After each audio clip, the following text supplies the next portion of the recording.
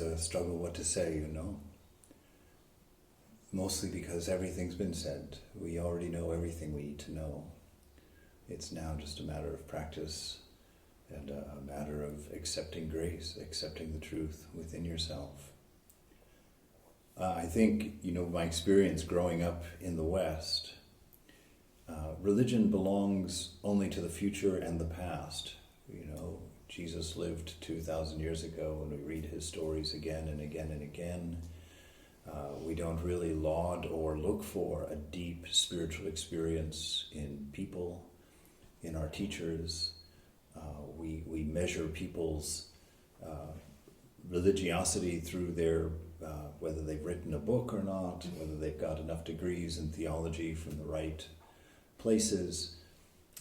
I saw this. I went and lived in a Christian monastery about 5 years ago for a year when I was trying to come up with a means of teaching the Vedanta through Christian scripture.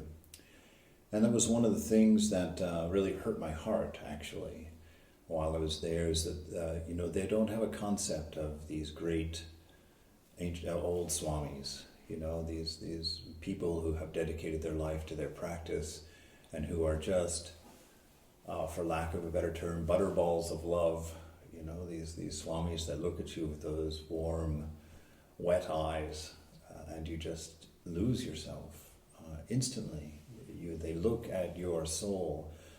That was the first thing about moksha prana that opened my heart to being willing to test the waters of religion again, or spiritual life, after having walked away from it.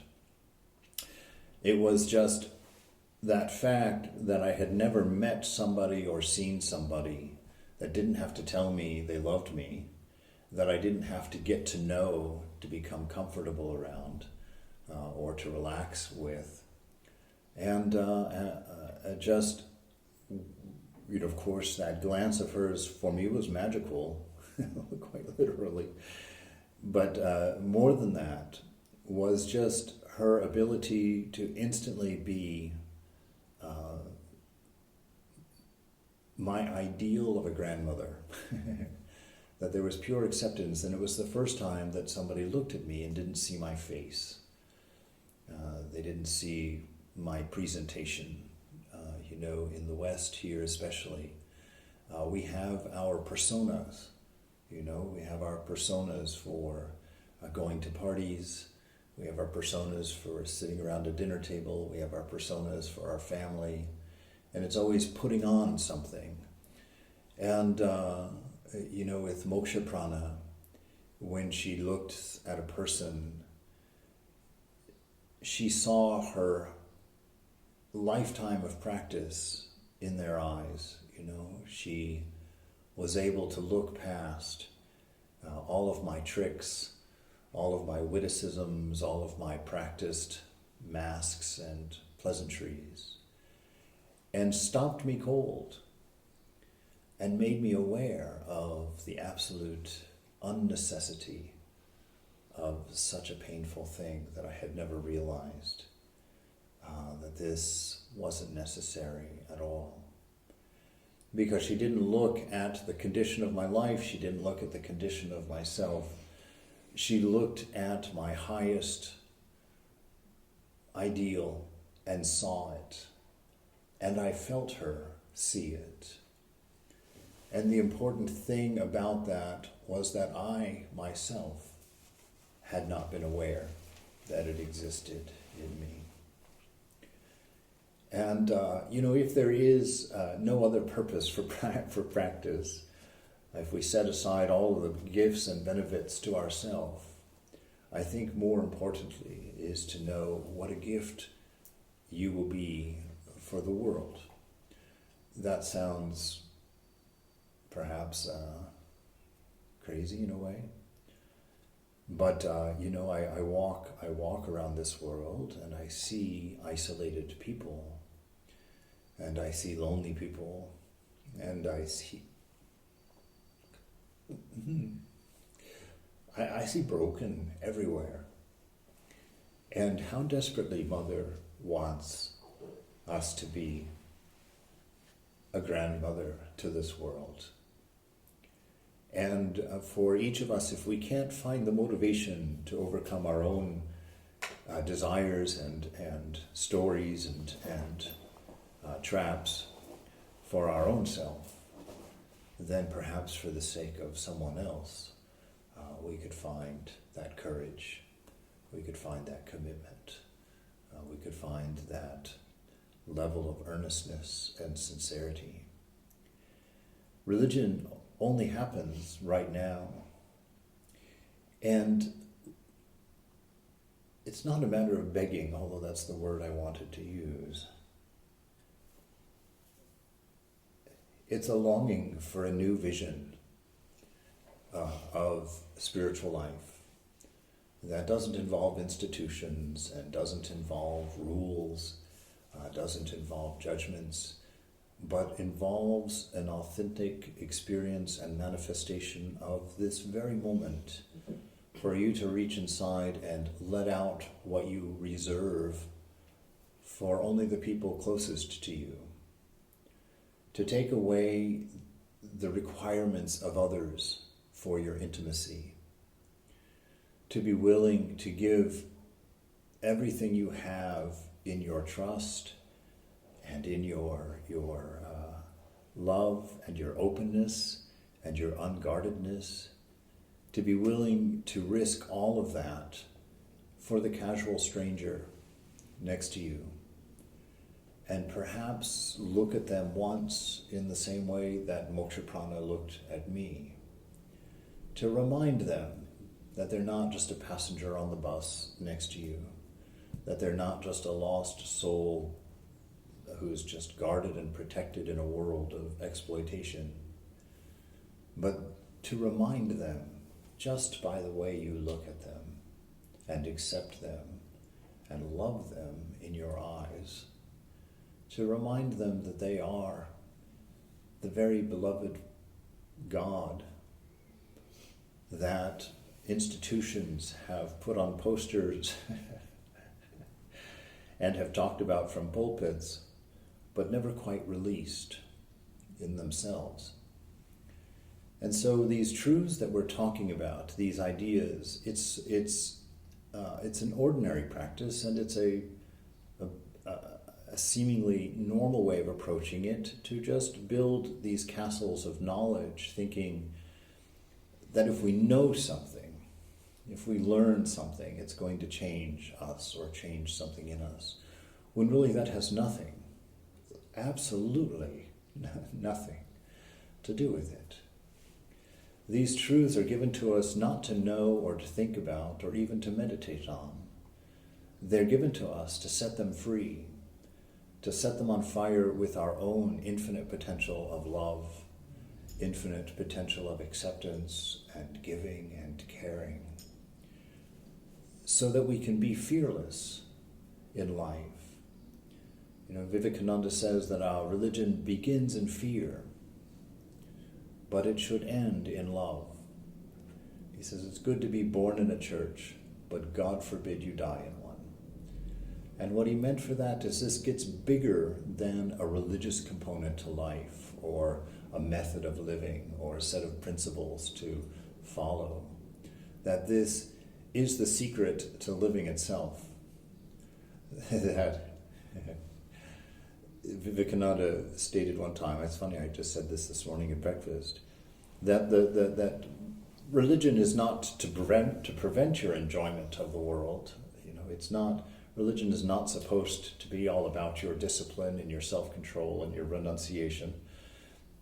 That really these teachings are to teach you how to enjoy the world without getting stuck in it. That dispassion is not our ideal.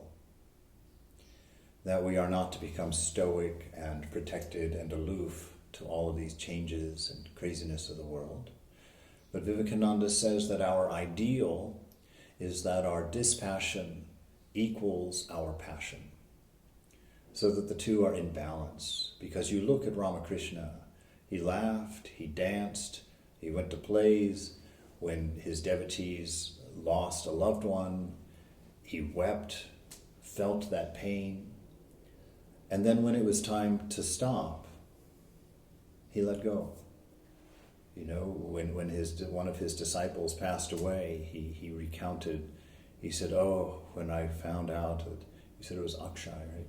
His nephew. Yes, when his nephew passed away, that he said that I felt my heart wrung out like a towel.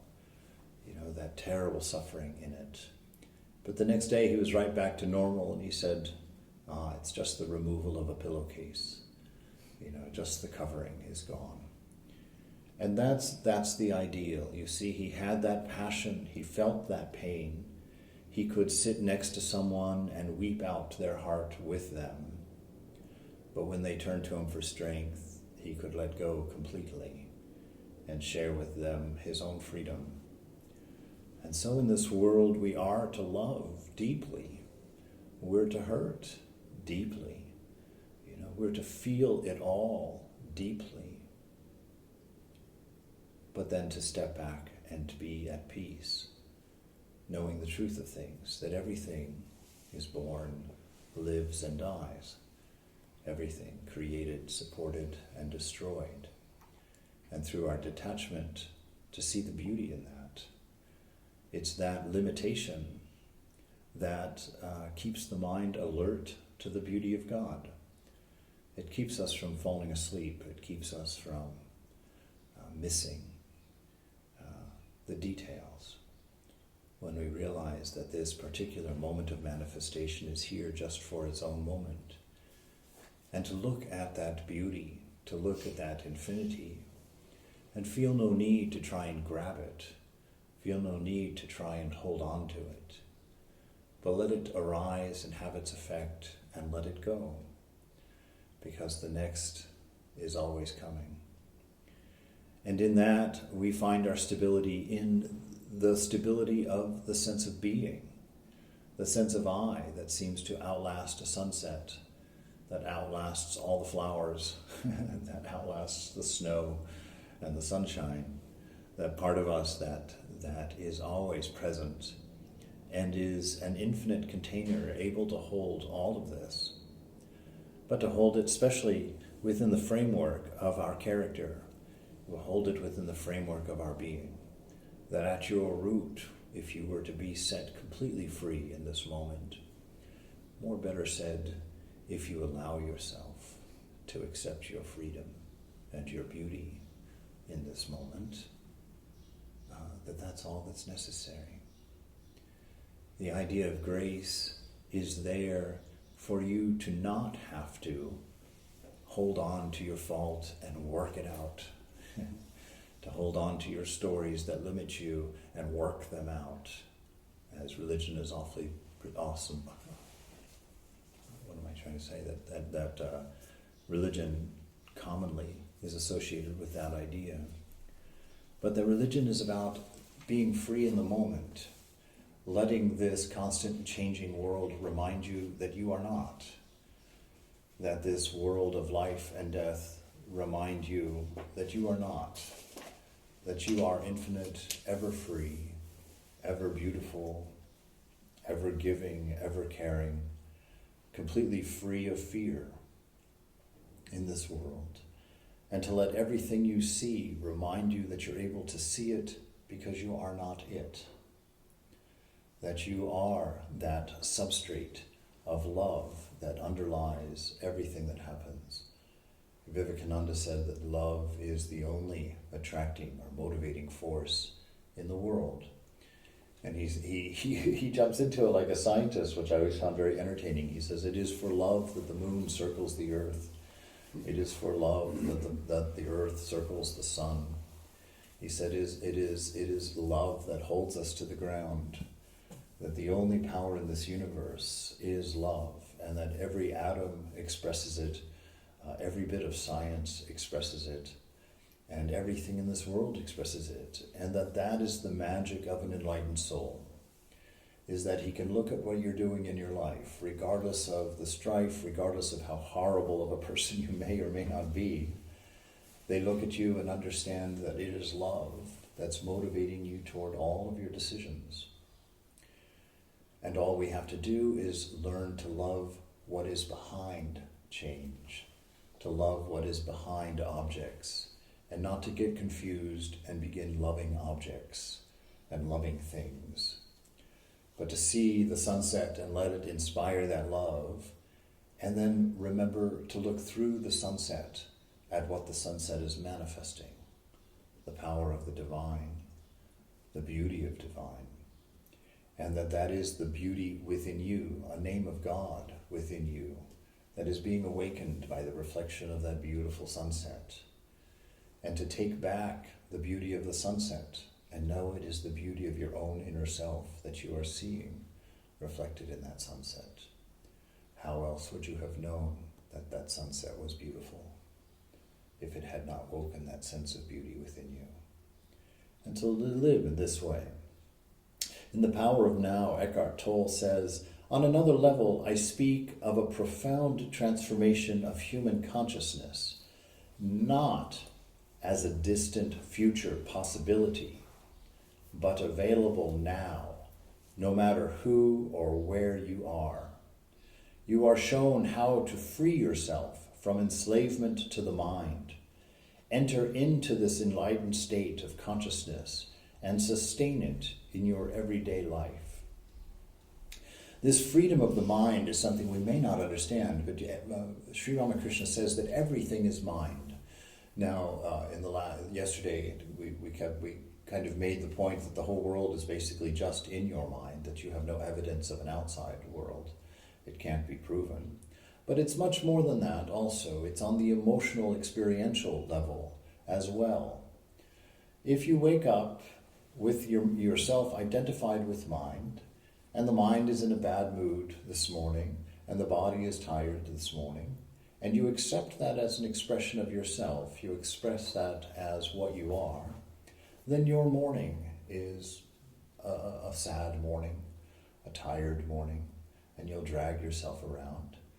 And whatever story about yourself that you play in the mind is what you experience, is what you become.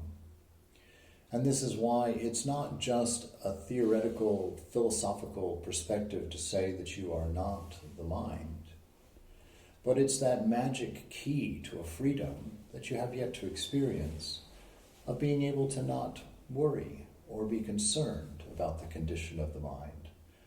You see, look at the mind, the condition of the mind this morning. But you don't live in the mind because you have found the shrine in the heart. And the condition of that place is always the same.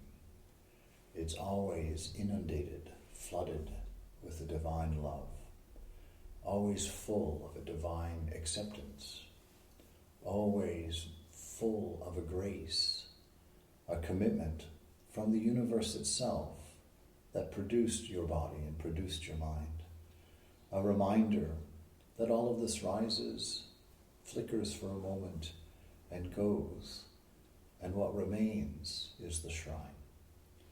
What remains is Chidbramhananda, love and wisdom and being. And that's why I've hinted a couple of times yesterday in the lectures of this idea of your story. Your ego is nothing but a story in the mind. It's a collection of random things, really, arbitrary things that for some reason you identified yourself with. Said, that's me, that's what I'm like. And it might have been the fact that you went to a couple of dinner parties and found that people laughed at your jokes, and you decided, I'm funny. And so after that, you allowed yourself to be funny. I remember when I was 7, I went to a house of a distant relative. I don't even remember where it is. Actually, I just remember the living room downstairs. And the teenage daughter, I was 7, she was probably 16 or 17. And, she had a fascination with me as a little 7-year-old. And so she put on some of her records on the record player. And I danced for the first time in my life. It was the first time that I had danced to music. And I was kind of really enjoying it. There was no concept of anything. I was just kind of trying to just do something different and new. And she clapped her hands, I remember, and just jumped and said, "Oh, you're such a good dancer." And do you know, I've believed that my whole life. Just because a 16-year-old girl played a record and watched me dance for the first time, laughed and clapped and told me I was a good dancer, that was enough. I never thought I needed to be trained, never thought that I had to learn anything, and so I've got some of the craziest dance moves because they're utterly amateur. But they're expressed in such a confidence because I believed a story about myself. I believed the words of a 16-year-old girl, who told me that I could dance. And the beauty of this is that Swamiji tells you you are free. So believe that story. You're free.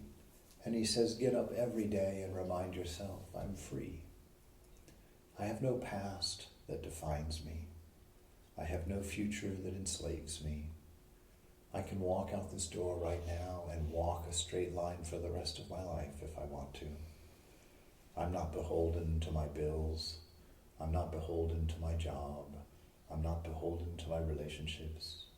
I have one responsibility: to let out of the cage this magical love that I barely know myself inside. The love that I dream of when I think of pretend objects, when I meet the person for the rest of my life. How much a big part of my life was always like, find that magic partner that will be the missing element, that will allow me to experience love, to find that perfect job. It's the thing that I just can't wait to go and do all day.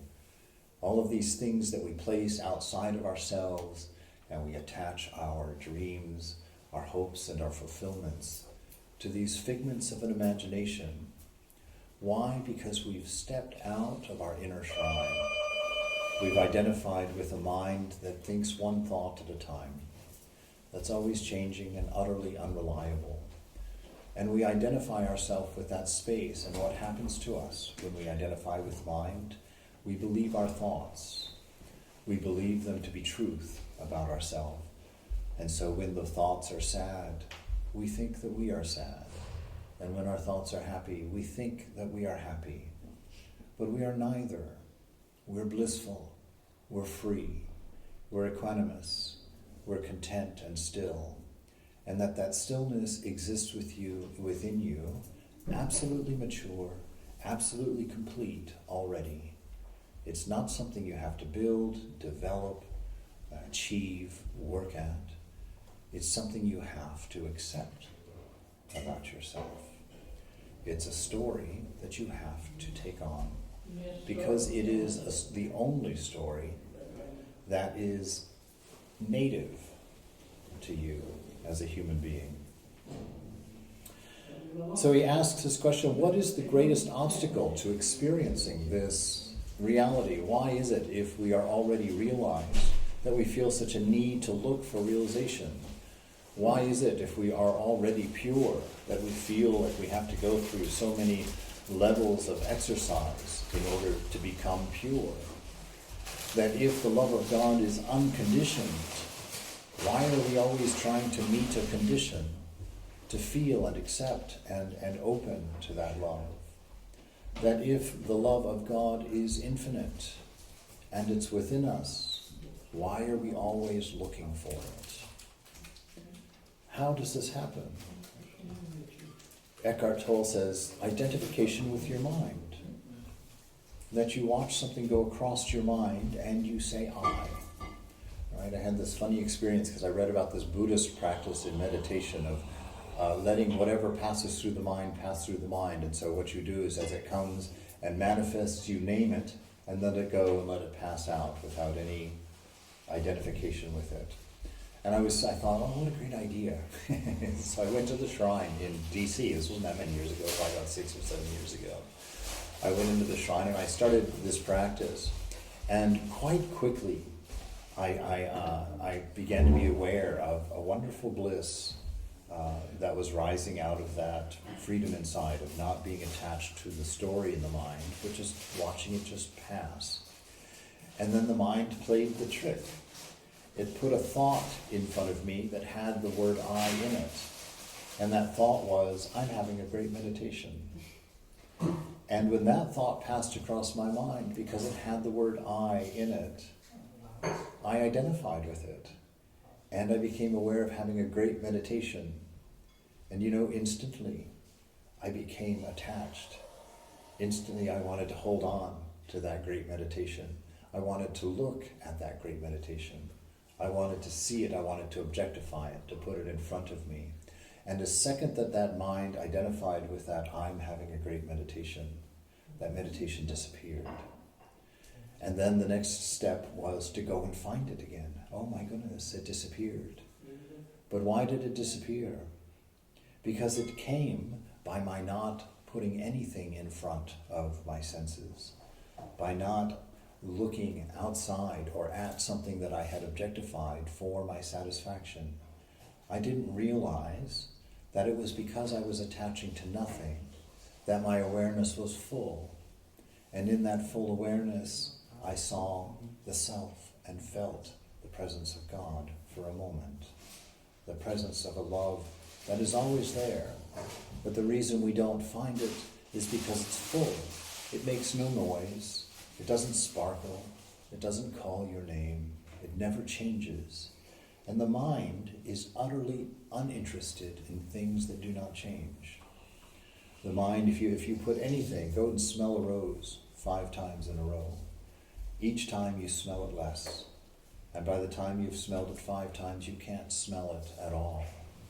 Because the mind has no interest in the unchanging. And God, and that love, and that freedom, and that peace is unchanging. And the mind long ago wrote it off as white noise and couldn't see it anymore. And when we identify with that mind, we forget. We don't see it anymore. And in that absence, we go looking. And we wander farther and farther and farther away and get trapped in this idea of where we're going to find this thing that we need, what it looks like, what its name is, who it might be, what it might be. And our whole life is just a clamoring in the dark when we ourselves are exactly what we're looking for. But it can't be objectified because it is what's looking. I remember one of my big aha moments in spiritual life with Swami Prabhupada. That morning I had gotten up and I was reading the gospel. It was in the early days of the monastery. I was reading the gospel, and when you're that gospel is, anyway, I'll diverge. But if you read that, anytime you read the scripture, Sri Nisargadatta says when you read scripture, never make the mistake of assuming you have read it before. He says, because that scripture, even though it may be the second time you're reading it, the world is completely different, your mind is completely different, your state of being is completely different. And I'm sure all of us have had that experience. It's actually really what I've come to understand is how to define scripture, how to know whether you're reading scripture or not. If you're reading scripture, every time you read it, you're going to learn something new from it. You're going to see something different that you didn't notice the first time through. If it's just ordinary writing, that won't be the experience. It will say the same thing to you every time. But with scripture, every time you look into it. And that morning, probably 15 years ago, I guess, I read where Thakur said, "That which changes is unreal. It is the unchanging alone that is real." And I got so excited, I thought, something concrete, finally something that wasn't ethereal and elusive and hard to understand. I thought, what a great idea, what a great truth. And so I immediately went up to the shrine and I thought, all I have to do is find that unchanging thing. And so then that'll be it, that's the real thing. And so I sat there, literally, naively, I'm sure you're chuckling in your mind at me, but I honestly thought that I got the answer. I could go get this thing, we get this done. And so I sat in that shrine. I sat in that shrine for 3 hours that morning, going through just everything. I mean, I was going through everything. I was like, God, wow, this is turning into hopelessness. And I went down for lunch at the table. It was just Swami and I at the table that afternoon. I told him, I said, Maharaj, I said, I read something this morning that Thakur said, and it gave me a great deal of hope, but I can't understand. I can't find what he was talking about. Maharaj asked me, what did you read? And I told him, I said, that the unchanging is the only thing that's real. And I said, I spent 3 hours in the shrine this morning going through an inventory of everything I've ever encountered or experienced, and I can't find any of it that doesn't change. And Swami smiled. He had this wonderful look that he came up with when he knew something. And he looked at me and he said, did you consider perhaps that which was looking? And the first time you hear that, the world explodes. It was just, oh my God. That was sitting right there with me for the entire 3 hours. Obvious, plain as day. And it didn't occur to me. I didn't think for a moment. And that changed and revolutionized my whole life, not just spiritual life. There's no separation in those two. It revolutionized life because I knew that I carried the real, the one thing that was real, with me all the time. And I also realized how difficult it is to stay aware of an unchanging thing with a mind that doesn't care about it, with a mind that's not interested in it, with a mind that wants something flashing, pulsing, new, different, exciting. I think being an American above and beyond all the rest of the world, we are addicted to the new, addicted to the change. I think I hope we're the only country in the world that tears down anything beautiful to replace it with a mall and a parking lot in that constant effort for the new. All of our architecture is torn down and replaced with the latest and most trendy thing. So identification with your mind will keep you addicted to change and to newness. Being identified with your mind will completely efface the presence of the unchanging beauty that is you, the infinite love that is steadily available as you, an infinite amount of it. If you're in the mind, you're subject to ego, and the ego limits and meters out everything. In this world, you go looking for pleasure. In the world of the changing, pleasure comes in tiny little spurts, tiny little moments of experience, and then you're hungry and left alone again. In the self, if you can pull out of that mind and stop all the noise and let go of the addiction to change, you become aware that the pleasures of being are deeper, not more fulfilling, they are fulfillment itself. That they are exactly what the doctor ordered for you. But moving out of mind is quite difficult. He says, identification with your mind, which causes thought to be compulsive, right? Because you need that constant entertainment, that constant change. And so you sit there and you watch your thoughts, and then you begin talking to yourself. This idea of thought is, to me, one of the most absurd things. Because what do you imagine you're going to learn from your thought? We sit there and carry on these conversations in our mind. It's very funny. We have many voices in there, coming from many different experiences and whatnot. And do you know what gives them life? Do you know what allows them to be there? You've shared your sentience with them because you've identified with them. When you say to a thought, that's my thought, that thought now has access to your sentience, to your being. And that thought will argue with you. You sit there and you say, no, I shouldn't eat that piece of cake. It's not healthy for me. But because you identified with the thought that wants that piece of cake, that thought has an existence. It has a Satchitananda of its own now. And it will argue with you. And you'll sit there and actually argue with yourself without realizing the absurdity of it. You'll actually sit there and say, no, I really shouldn't. No, I really shouldn't. Well, maybe half a piece. Well, and that's insanity. Truly, all right? That's insanity. how many people do you have in there? There's you. If you don't want the piece of cake, don't have the piece of cake. If you want the piece of cake, have the piece of cake. What is this argument about whether or not to have a piece of cake? There's no benefit to it, because if you think even lightly about it, who's the one producing the thought? Is it not you? And who's the one listening to the thought? Is it not you? What do you imagine you're going to learn from a conversation between you and you? Who's going to teach you something in there?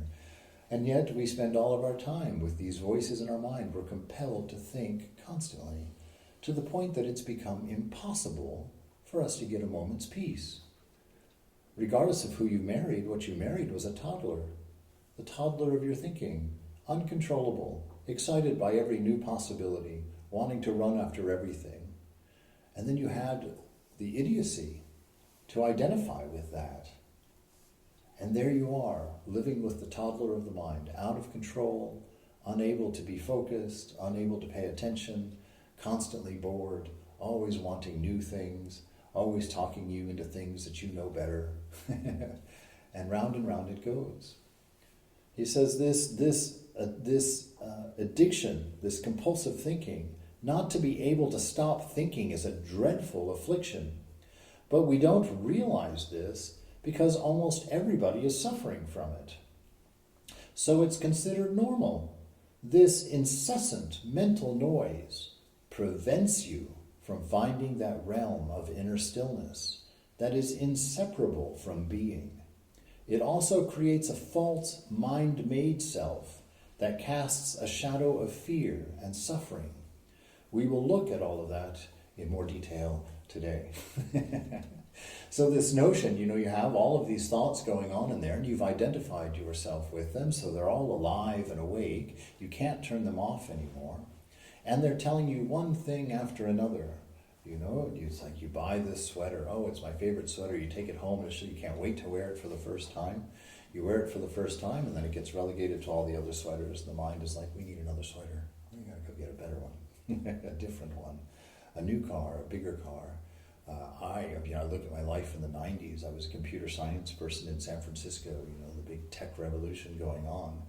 And there was new chips and new computers and new technology coming out less than every 6 months, like every 3 or 4 months. And I was constantly, having to have the latest, constantly, oh my gosh, look at how fast. I remember I made a special trip to the Apple didn't have a store, but to the bookshop on campus one time. I made a special trip from my house over to the campus just because I heard that on the new Apple Macintosh, when you moved the window, the windows on the screen, the whole window actually moved. Back in the day, when you moved a window, the computer wasn't powerful enough to move the whole window, so it would just move a square, and where you placed the square, then the window would appear where the square was. And so I had read in the magazine that this new chip that Apple had come out with was so powerful that when you moved a window, the window actually moved. And I was like, no way, you've got to be kidding me. And I made a special trip to the computer store to go over, and I just remember, oh my God. And then I had to find out how fast could you do it. It's like, how does it go? It's like just this thing. Can you see the absurdity of this? Can you see how, if at that level, you're constantly pulled into this identification with this crazy little mind that's always needing something, always wanting something, and is never happy. There's a wonderful scripture that says the eye is never full of seeing, the ear is never full of hearing. You should understand that. You're never going to see that thing that is infinite. You're never going to hear that thing that's satisfying. All of it will pass.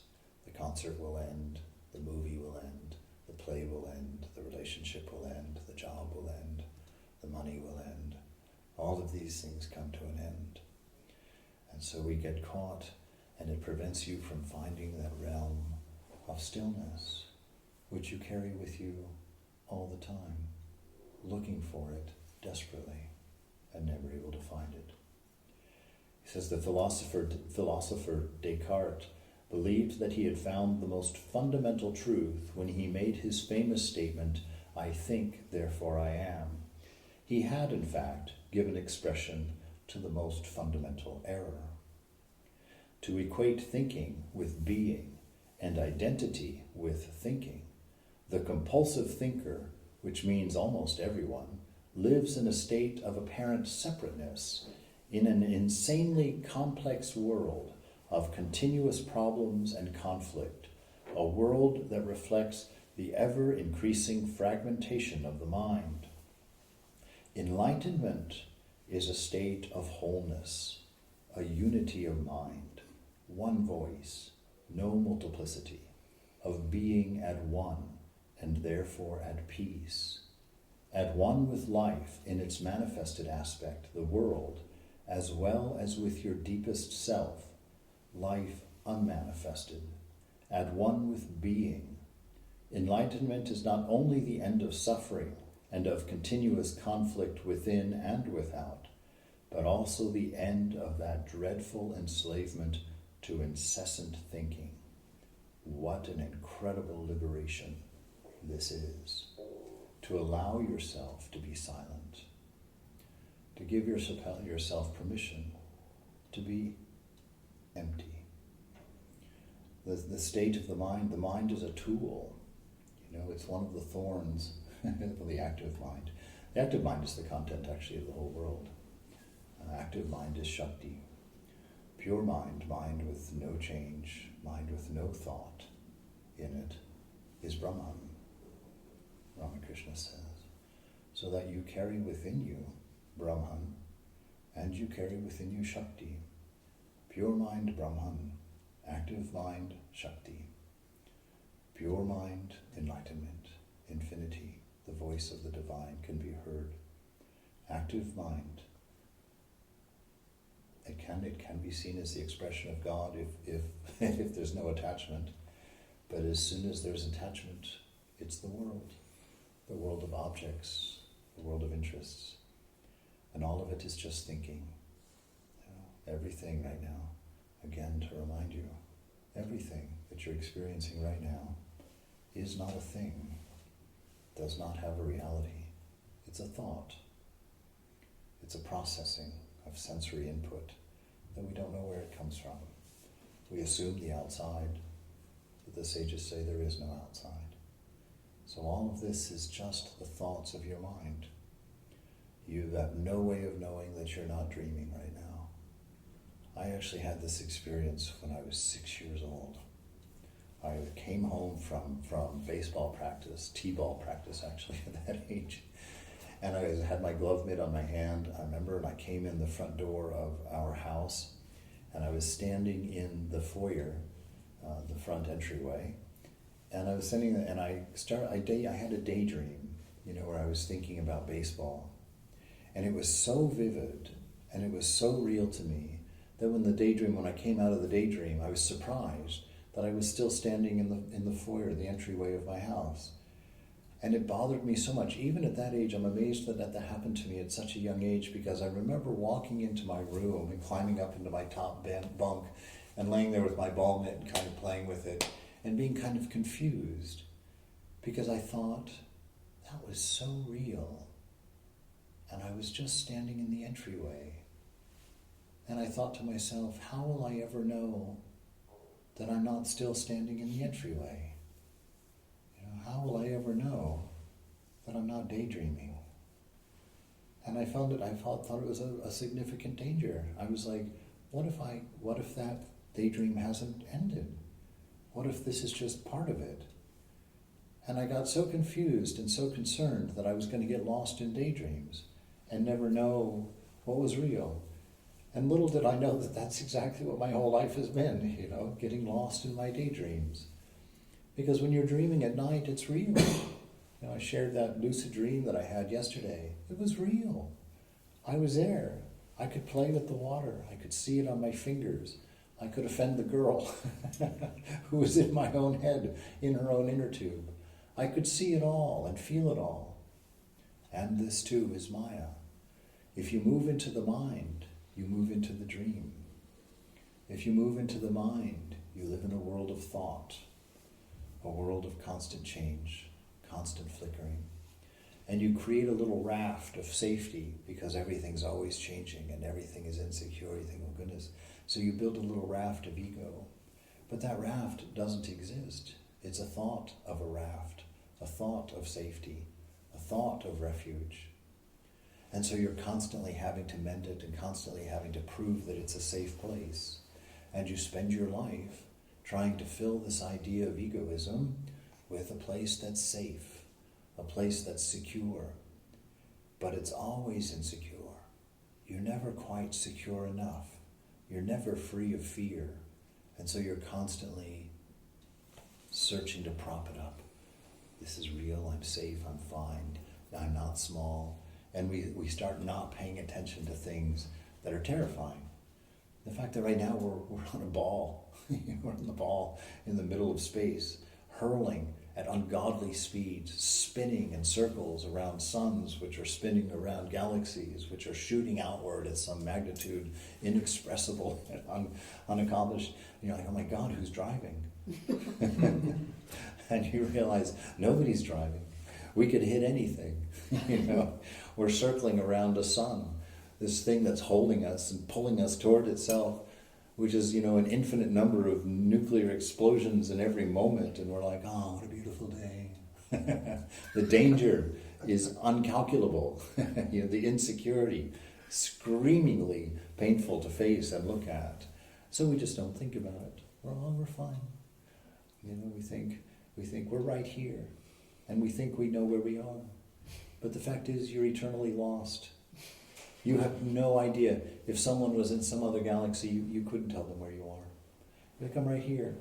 And even if you could come up with an imagined set of coordinates, by the time you finish the sentence, you'd be a few thousand miles away from there. You have no idea where you are, and there is no way of ever knowing where you are. And yet we're very cozily right here, right now, meaningless in a world of constant change. In the Gospel, Sri Ramakrishna says, God is realized as soon as the mind becomes free from attachment. Whatever appears in the pure mind is the voice of God. That which is pure mind is also pure buddhi, or intelligence, discernment. That again is pure Atman, because there is nothing pure but God. But in order to realize God, one must go beyond dharma and adharma. There's a wonderful, everything they have. Basically, if you memorize that little paragraph, you've got everything you need to realize God. You don't need anything else. This is plenty right here.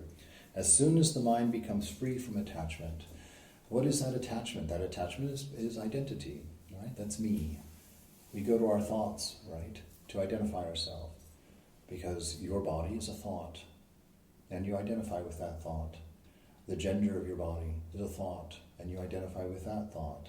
And now you've limited yourself to being a proper lady or a proper man, that you're acting age appropriate, that you're in a society that's dictated what your boundaries are, how you're going to dress, how you're going to act, how you're going to speak, how you're going to treat other people.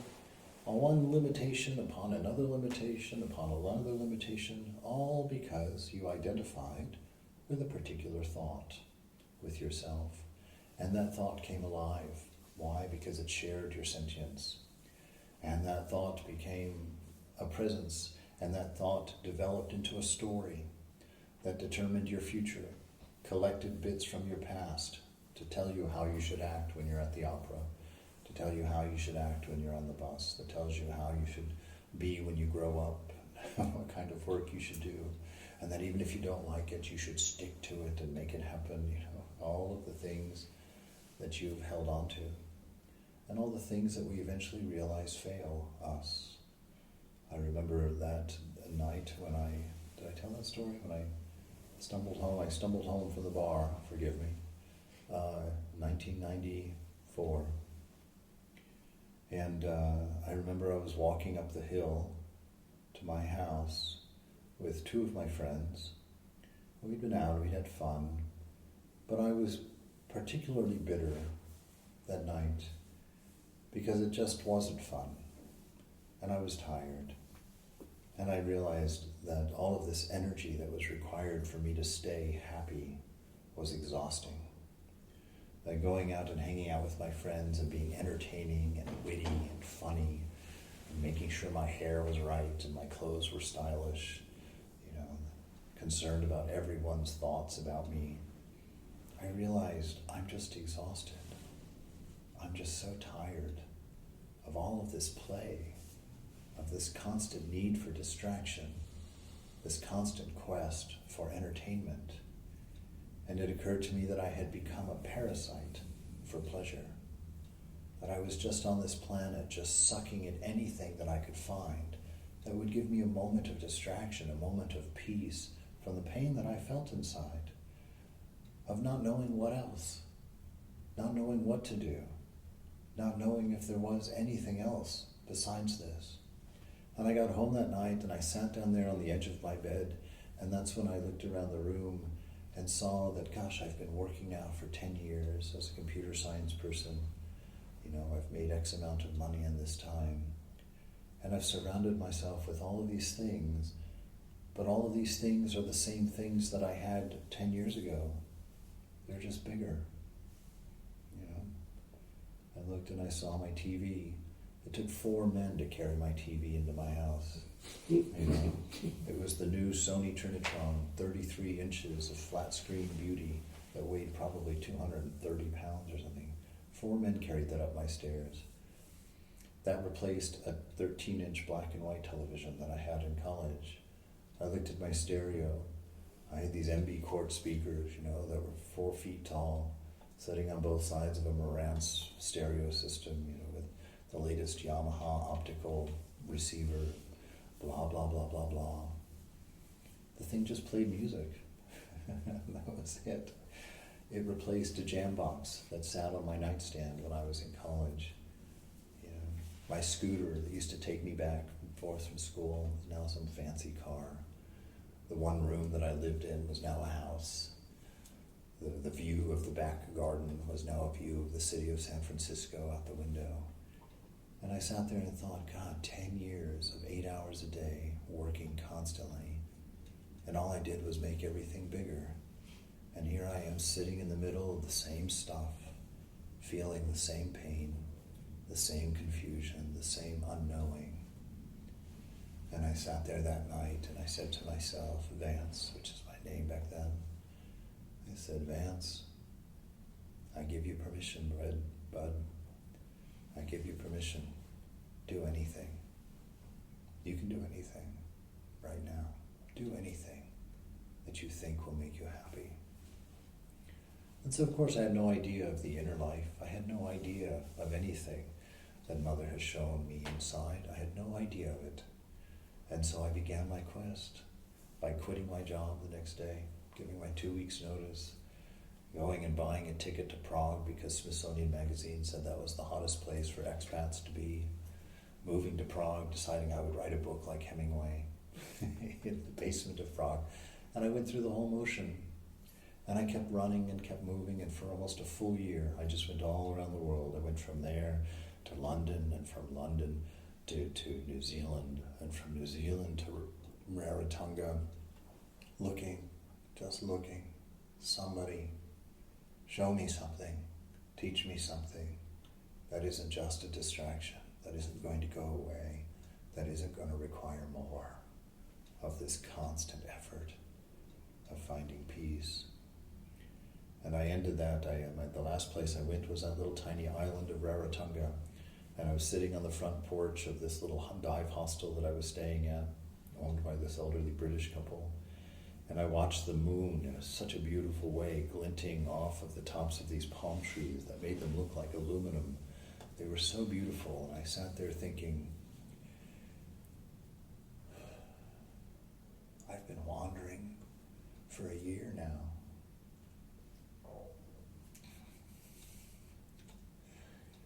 And all I can think about is my bed, what it's like to sleep in my own bed, in my own apartment. And I thought to me, what a trick this has been. When I laid in my own bed, in my own apartment, I fantasized about islands in the South Pacific. and how nice it would be to sit on a porch of a hostel and look at the glinting moon on aluminum palm trees. And I realized it's a trick. If you get this, you want that. And if you get that, you want this. And then I thought, look, I've been wandering for a year trying to find happiness. I said, there's about 15,000 people on this island that have never been off of it. And most of them seem happier than I am. And I thought to myself, maybe it's not something to look for. Maybe something else is going on. Maybe this is just a different way of thinking. Maybe this is just a different way of understanding life. And so I went back to San Francisco. I got my old job back, got myself an apartment. And then things began to change, things that I couldn't have controlled. I met my friend Philip, who turned out to be a Vedantist. We became good friends. He invited me to India. I met Moksha Prana. I got answers when I had come to the end of my rope, when I had nowhere else to look and I just sat there exhausted. That's what it required, to sit there and be exhausted, just to quit, stop it, get off the bicycle, get off the treadmill, let's be quiet and let's learn something deep and meaningful and find something deep inside. God is realized as soon as the mind becomes free from attachment and as soon as you stop believing your stories. And this is why it's very important to become aware of your stories. What is it that you have told yourself that you are? What is it that you have told yourself that you need? What is it that you have told yourself the answer is? Because if you have an answer that you believe is the answer, it's not the answer. Because that answer is something you're going to have to go and look for, go and find, go and get. The answer is your isness, your very being. This very second you can find a great sense of bliss, even perhaps border on ecstasy, if you just contemplate the very idea of your existence. Try and define it. Go inside and say, what is this to exist? And open yourself to all of the feelings at once. Open yourself to all of the ideas at once. Just open to everything. Don't hold on to any particular. Just let the entire moment flood through you. And as you do that, think nothing, hold nothing, expect nothing, find nothing, hold on to nothing. Let it all be. Let it all be infinite. See how much you can feel at one time. See how many things you can see and feel at one time without seeing anything in particular. And that wave of the bliss of your existence will manifest itself. Something that's always been there waiting for you just to open up to the idea of all of it as one, with no particular. And then think about your love. Think about your love. I had a woman come to me when I was in North Carolina to the center, weeping because her husband had died a year ago. Her husband had died a year ago and she simply could not find recovery or happiness in it. And we sat and talked for a long time about what to do about that. How can we change that? And what Mother taught the both of us, through that conversation together, is that because she believed her husband to be a body, and that in that body came the love that she felt, when that body died, whenever she thought of her husband, she thought of that as his presence, and she would never have that again. So of course that was terribly sad. But we talked about the idea that the love that she felt was always within her own self. She couldn't feel her husband's love. She could feel the effect his actions had on the love she had. I said, but you see, your real husband was here. The love that you experienced with your husband always emanated from within you. Something about your husband reflected it back to you, made you aware of it. But it was never sourced in your husband. If it was sourced in your husband, everybody would have loved your husband. Everybody would have felt that thing in his presence. but not everybody did. So there must have been something in you that was awakened in the presence of your husband. And I said, understand that is your husband. And now when you think of your husband, it reflects off of that. But your husband manifests in you at that moment as you think of him and awakens that love. And that love is always there. It doesn't die with bodies. It isn't born with bodies. It's free and present and always. I said, so don't waste your time thinking of a body and getting sad that it's not here. Let that thought of that body, that husband, awaken the same love now that it awakened then, and enjoy the presence of your husband. Enjoy that which was your husband the whole time. So now the thought of your husband can bring you great joy, can bring you great pleasure, and not such a great sadness and such a great loss. And see, that's everything in this world. Even your shrine. You go into your shrine, it's so peaceful in here. Tako, Namaha. You have that wonderful time there. It has nothing to do with shrines. The body is the temple. The world's oldest scripture that we still have anyway, the Rig Veda, teaches that the body is the temple of the divine. There's a shrine in you. Have you found it? It's there plain as day. It sits at the root of your love. It sits at the root of your mantra. As Thakur says, use the mantra like a chain. Follow it link by link and you get to the shore. As that mantra is going in your mind, abstract it, as it were. Understand that it's not different from God. And then begin looking for the source. Where is that mantra arising from? What is the source of it? If you don't have a mantra, think of your favorite love, your favorite person, and abstract it. Stop thinking about the person and start paying attention to the love. Where is that? What is its source? Find it, because that's the trail of breadcrumbs that leads you to the shrine of the heart. And the shrine of the heart is the place before mind. And it's the seat of the witness. It's where you sit to watch the changing mind. And as long as you stay in the shrine of the heart and watch the mind, you will not be pulled into the world of change. And if you're not pulled into the world of change, you are not identified by an ego, by a set of stories, a set of limitations and restrictions, Swamiji says. And if you can sit in that freedom, feel that infinite freedom, and understand that the love you have available to you there has no end and no limit, and that this metering of your love caused by your ego, of constantly judging which people are worthy of your love, trustworthy enough to share your love, that all ends. You can give it away freely. You'll never give it all away. It's infinite. So why be so miserly with who you care for? Why can't you honestly love the person, the stranger sitting next to you? You know, the song I sang this morning, the words of Holy Mother. There are no strangers in this world. Learn to make this world your own. Let your love out. Be infinitely kind to everybody. Joke with an absolute stranger. Pat them on the shoulder. I had a funny experience on the plane day before yesterday.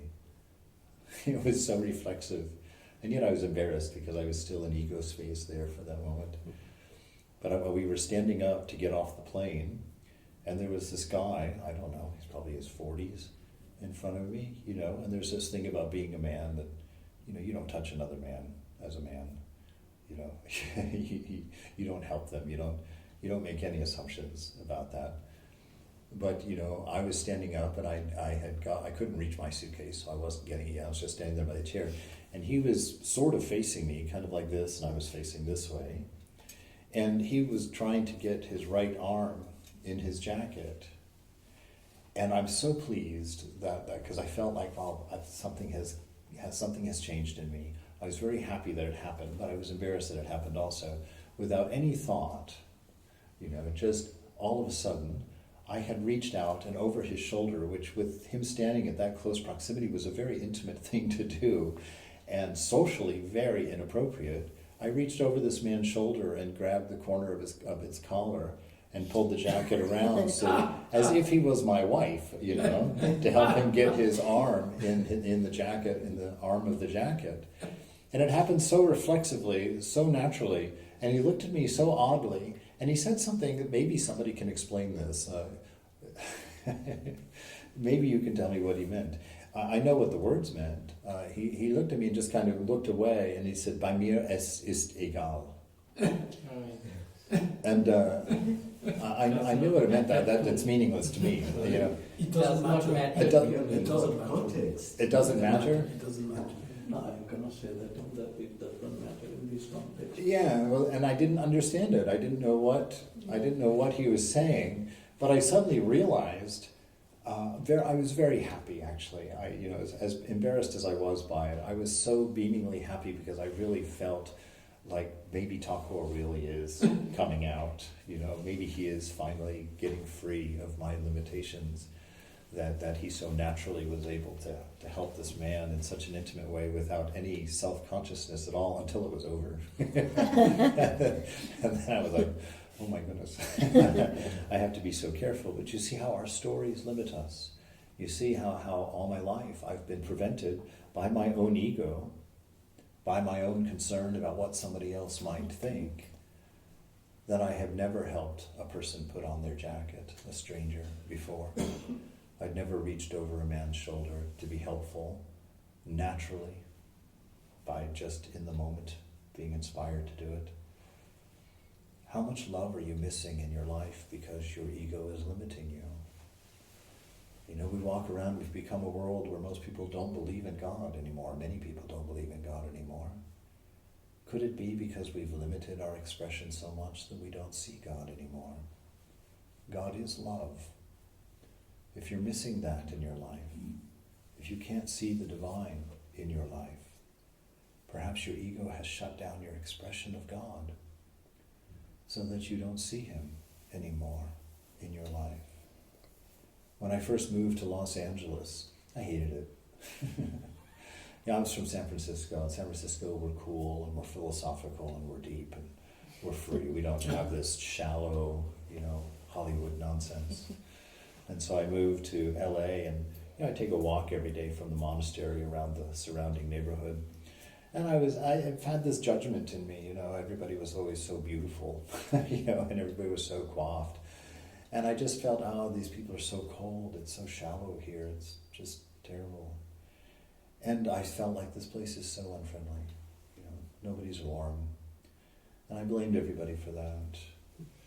And then I had a meditation one day where I was sitting there and reading, about Thakur and about the way that he would just go into ecstasy and how everybody around him was just amazed and at his beauty and at his warmth and at his love. And I became aware, that I wasn't at all being fair, that I was projecting my idea of LA on LA, and that I wasn't seeing Thakur in everybody's face. I wasn't seeing God everywhere. And so I thought, I said, well, I actually, as I often do in my spiritual life, decided to do an experiment. I decided that now when I took my walk, I would try and make eye contact with everybody that I passed and to see Thakur there and just give him a nod. Just, I see you, Thakur, And I had been doing that for about 2 weeks as an experiment. And one day I was standing there by a stoplight waiting to cross the road, and this man out of the blue just started talking to me. Just very casually, just started talking to me. And that had never happened in LA to me. Somebody just started talking to me. And not 15 minutes later, a woman did the same thing. And I began to put it together. I said, this is what's going on here. By my going around and looking for Thakur in people's eyes, I'm actually opening myself to his presence everywhere. And if you start living like that, people around you see you looking at them with a look in your eyes that you give only to Thakur in the shrine, only to Holy Mother in a picture. They were feeling a warmth coming out. And LA changed. The whole city changed. Because I changed. Because I changed. I stopped judging them. I stopped hiding behind my egoism of bitterness. Stopped protecting myself from my assumptions about them. And I became a little bit less afraid, a little less protected, a little less isolated, and the whole world changed. If you're not seeing God, perhaps you're not letting your love be free. Perhaps you're being miserly with an infinite ocean of love that you are, with an infinite ocean of wisdom that you are. Maybe you've stopped appreciating the inexplicable miracle of being, an existence, a chance to see the manifold, unrepeating, constantly changing story of the divine moment. Perhaps you only see trees now, only walls and buildings, houses. Maybe you're no longer seeing the beauty of the flower in the window. Maybe you're missing this morning. I woke up, I opened this window here. You've got those amazing push-button Roladins. Such an advanced idea. And you stand there in the dark room and you push the button and slowly you've got light shining in and suddenly it's daytime. And then that window goes up. And I'm looking out, I'm not looking at what's right there, I'm looking across the street at the other houses and noticing all their blinds are closed. And then I became startlingly aware of this beautiful cherry blossom tree, which I can show you right now. I could take you all in the room and say, hey, look at this. This will be faster. Wait till you see this. This is a picture of my room out the window this morning. Wow. Look at that beautiful picture. And I was looking right through that hole right there at that building.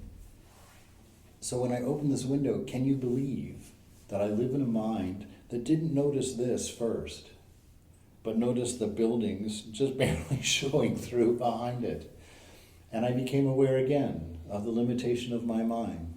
I thought to myself, what is this thing that I've created that would look through that without even seeing it, to look at this and all of its closed blinds behind it, and then be startled, surprised in the moment when I see this incredibly beautiful tree that was sitting there prominently in front of me.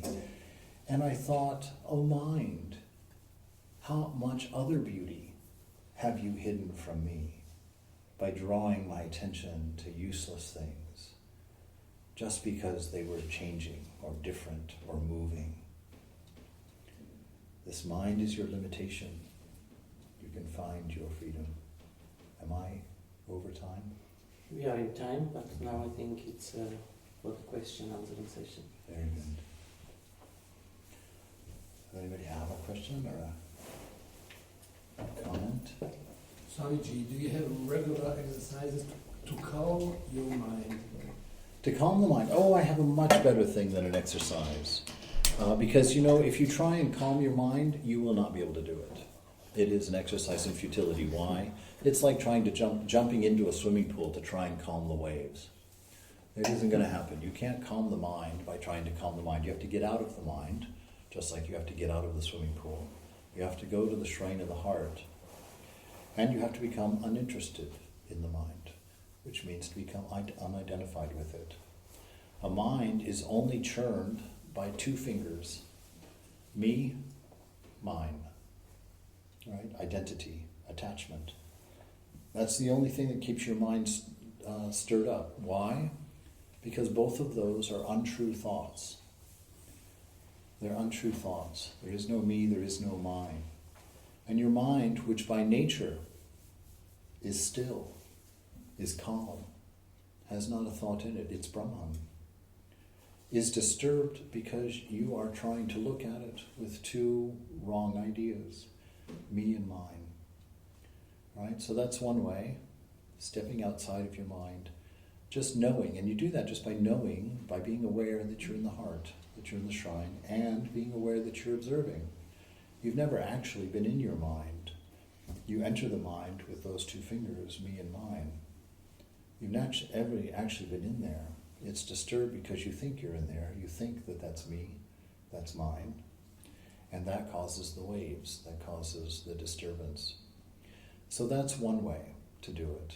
This morning, believe it or not, I'm kind of embarrassed, and I wanted to share this, but I also didn't want to betray that I was this stupid. 23 years I've been doing these practices, and I only learned this morning because I didn't sleep much last night. Somehow I think jet lag hit me, and so I didn't fall asleep until 2:30, somewhere around in there. And then I got up this morning. It was way too early, and yet I was not. And so I woke up. You know that weird fluttery feeling you get inside when you're not rested, when you've really not had enough sleep. You get kind of that weird. I'm assuming everybody does. I don't know, maybe not. But that weird disturbance. And when I sat to do my meditation, that was the prominent thing. And I looked at Thakur and I was like, Thakur, you've got a class today, and I can't find you. It's too unsettled inside. And I learned something new. I learned something very, very new and very, very important, because Thakur put into my mind just that simple phrase, not me, but you. Not I, but thou. And he said, your problem this morning is that the very approach that you have, that your mind isn't calm, is the delusion, because as soon as you call it your mind, my mind, or describe it with my mind, that's going to be a disturbed mind. He said, what did I teach you about me and mine and thee and thine? He said, it's always thee and thine.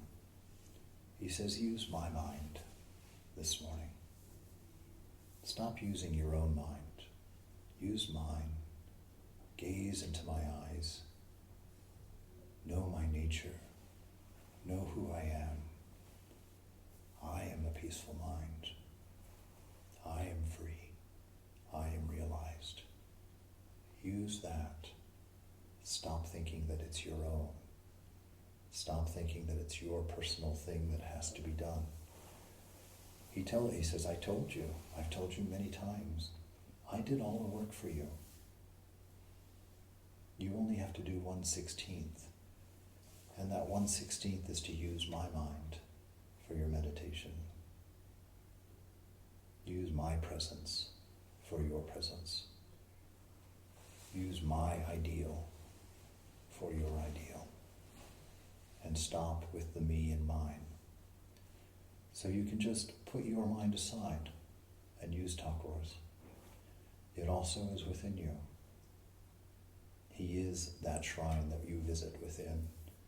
He is the pure mind that you hope for. He is the calmness, or she, Holy Mother. They never let themselves be distinguished from each other. You know, Mother is Thakur, Thakur is Mother. So use their mind. Give up on yours. Let it fall, and just enjoy the bliss of Thakur's mind.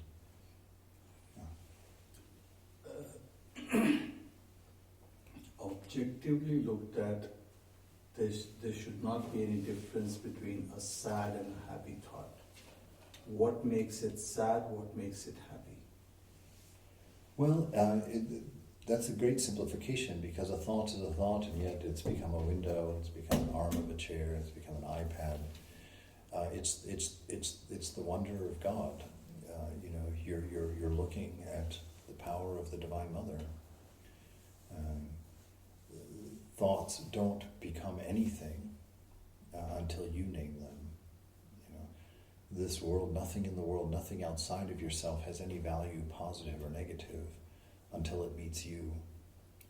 And you're the one that decides, by an arbitrary standard of measurement, what is good and what is bad, what is right, what is wrong.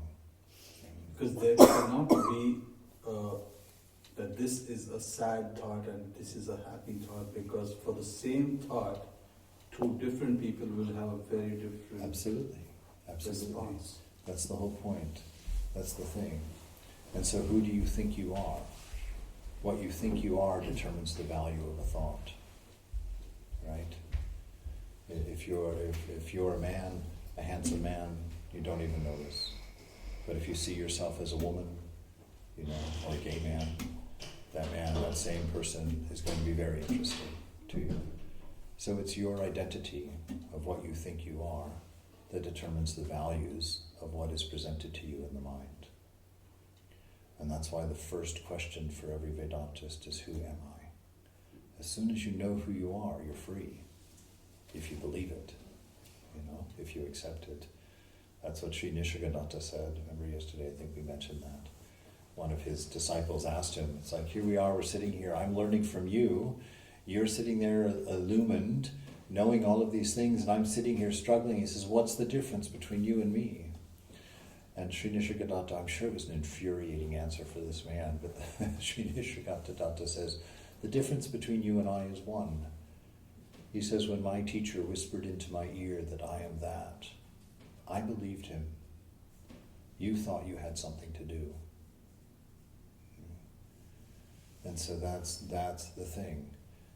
Accept, you know, this notion that you're free, that you're not attached, that you're beloved of God, you're full, that you are realized, that there's nothing to be done, nothing needs to be changed, nothing needs to be fixed.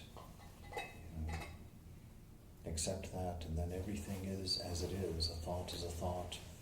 Interesting only in the sense that you see God in it. Uninteresting from every other aspect.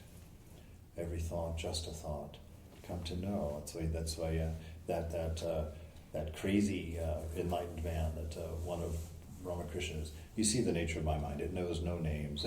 It knows no references. Just this jumble of things I read and know.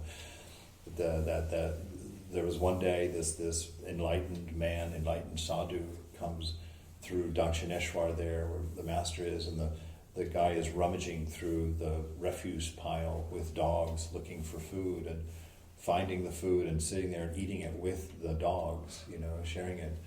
No problem at all. And Ramakrishna makes the statement, terrified, he says, oh mother, don't make me like that. You know, it's like, I go, oh my. But his disciple, I can't remember which one of the disciples it was, probably one of you know, but went running after this. Hriday. Okay, went running after this sadhu, wanting something from him, wanting some instruction or something. And the sadhu starts going faster and faster and starts running, and you know, Hriday catches up to him, and finally the sadhu turns around and looks at him and says, what do you want? And he says, tell me something. And the only thing the man tells him is, he points, if you've been to India, you know what he's pointing at, that ditch that runs down the side of the road, that is the most disgusting group water that you could ever imagine. I mean, there's everything in there, horrible. And the man points at that and says, when you see this water here, and you see that water there, to be no different from one another, then you know the truth.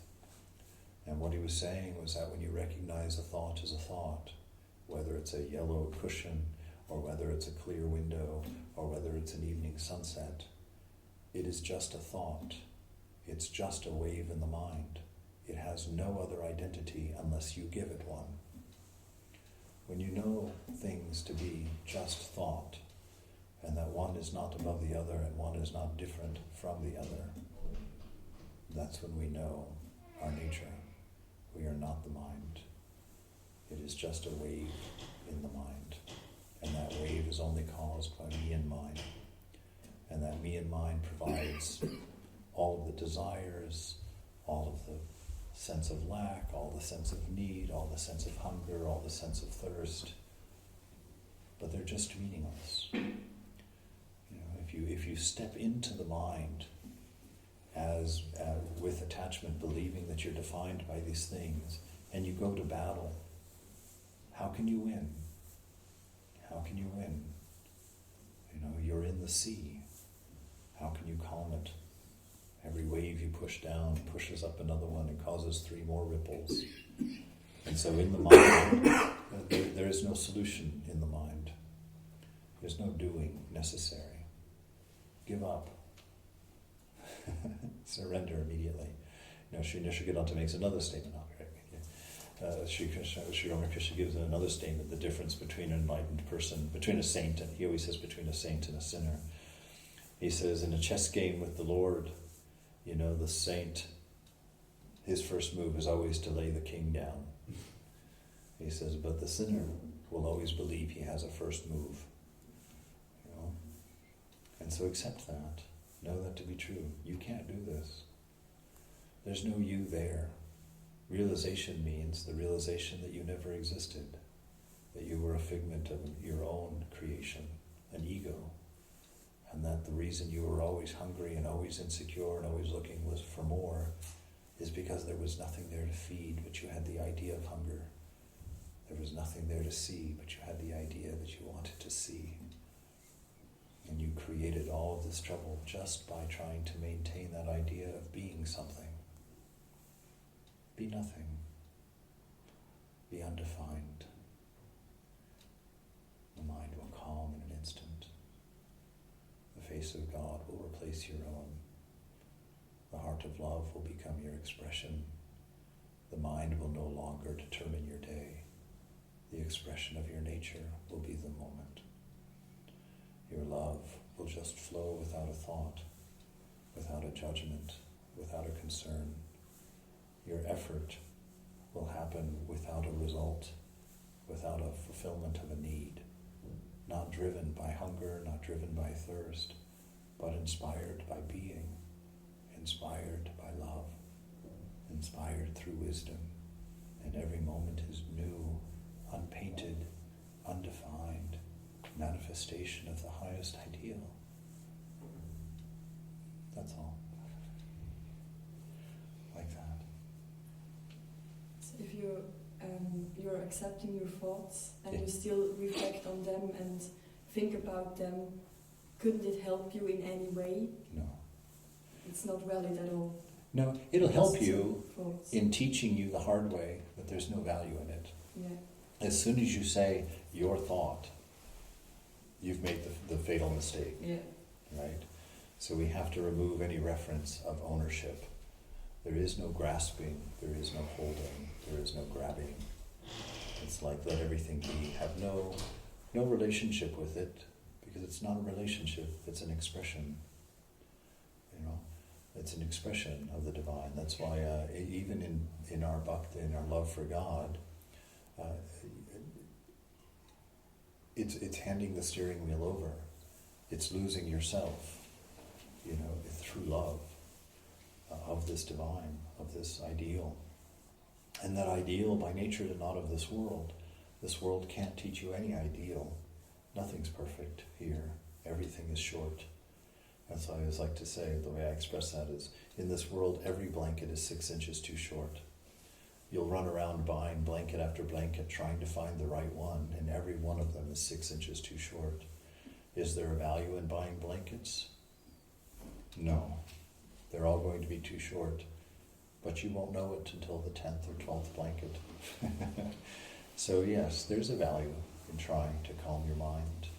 There's a value in doing all of it, because one day you'll get exhausted, and one day you'll sit down and earnestly say for the first time in your life, Ma, I can't do this.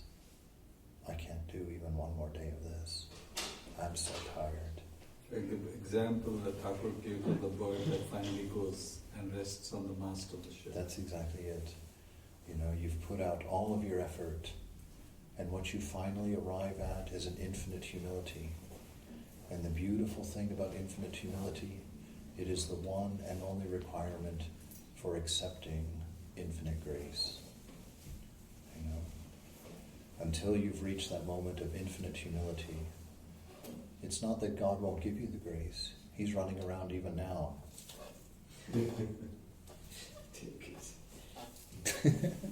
And you're like, what do I need to do? Where should I go? What should I be? How do I do? How do I accomplish?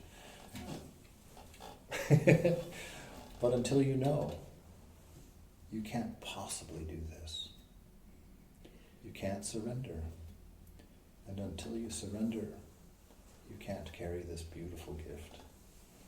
So yes, there's a value in all of it. But the value is not in the doing.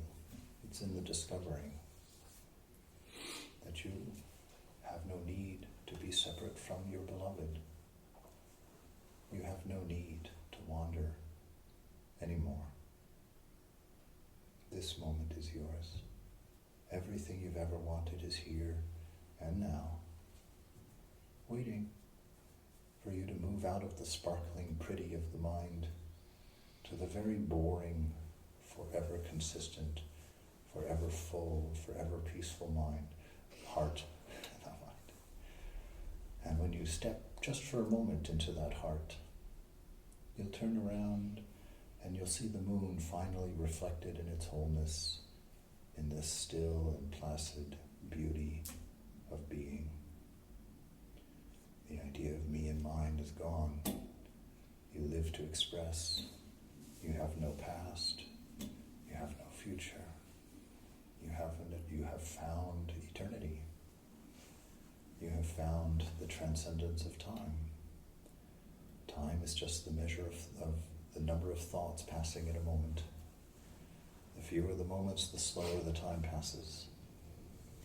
When there are no thoughts, time no longer passes. And without attachment, you're immortal. You finally realized that this ever-changing display of beauty had nothing to do with you.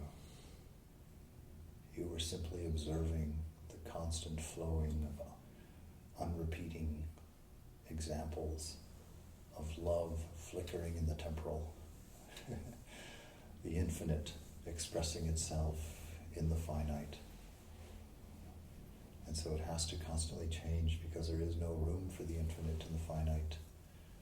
So God has to keep changing himself out,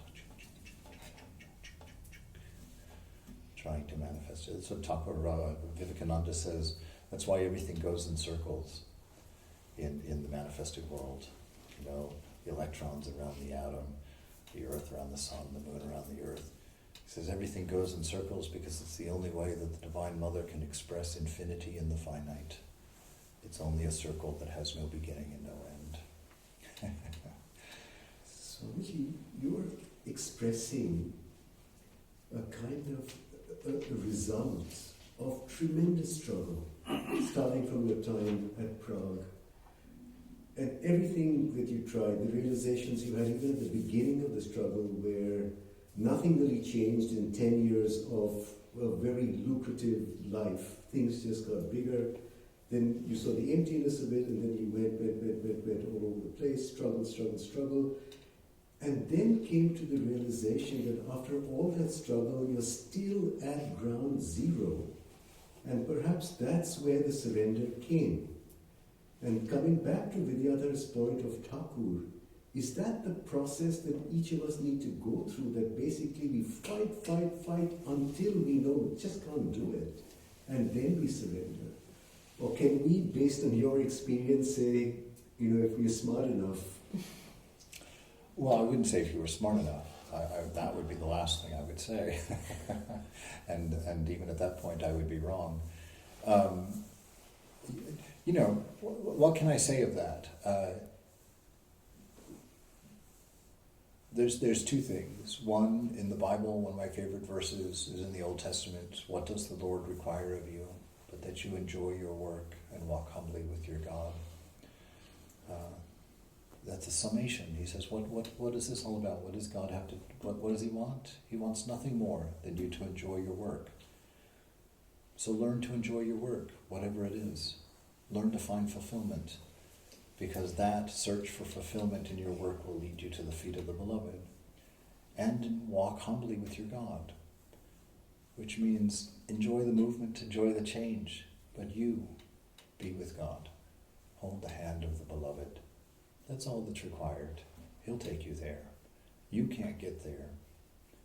You have to be in the presence. We'll talk about that this afternoon. You have to be in the presence. That's the only way there. The other thing is what Holy Mother promises. It's infuriating, though. She says you can have your realization this very moment, if you wanted. The problem is, how far down the list is it really? We don't.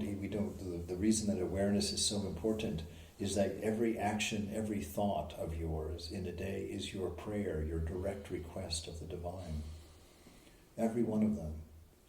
But most of your movements and thoughts of the day pass without you even knowing they've passed. You don't know what you're praying for. You have no purpose in your prayer, no purpose in your actions, except for desire, which is flickering and changing from moment to moment. So how can you know what you want? How can you know what you're looking for when you think it has something to do with pleasure, something to do with money, something to do with power, something to do with fame, something to do with anything? Become aware of your prayer.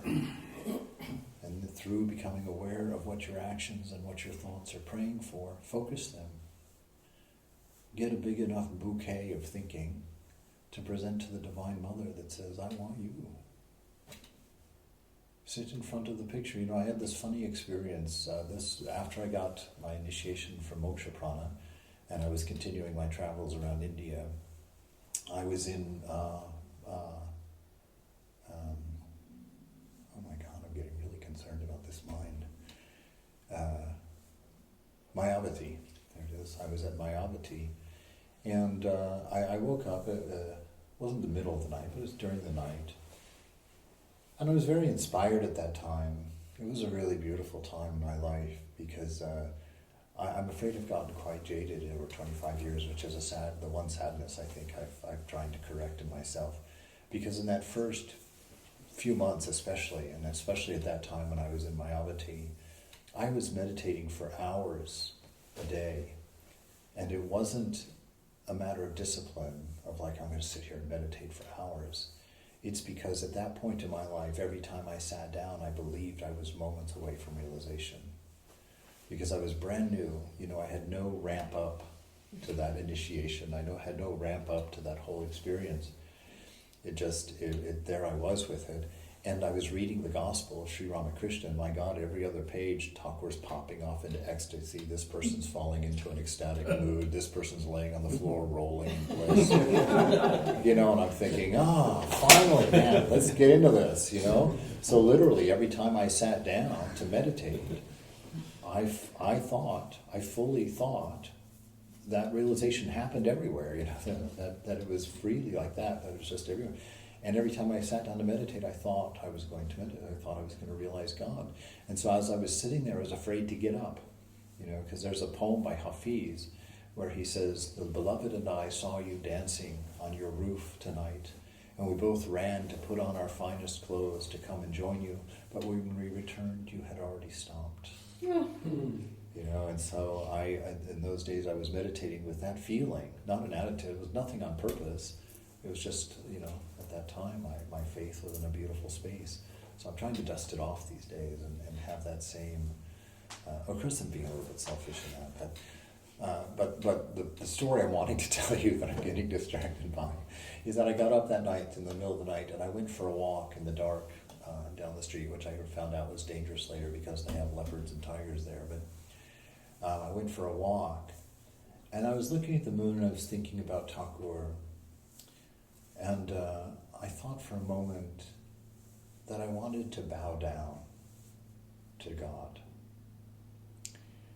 And I sat there looking at my idea of God in my mind, looking at God. And I said, I want to bow down, but I don't want to bow down as a thing to do. I want to bow down because I can't. I can't stand up. Right? I wanted it to be the most authentic, most pure thing I had ever done. And I stood there for quite some time, you know, probably just slightly less than an hour maybe, just standing there, trying to see God clear enough that it would bring me to my knees, that it would put me on my face. And I was very, very disappointed that I never reached that moment that night. And I lay down on the ground and did an Ashtanga Pranam to my failure, really. I told Thakur I really wanted that to happen. And since I can't come up with a pure one, I'll at least offer an impure one. And I bowed down.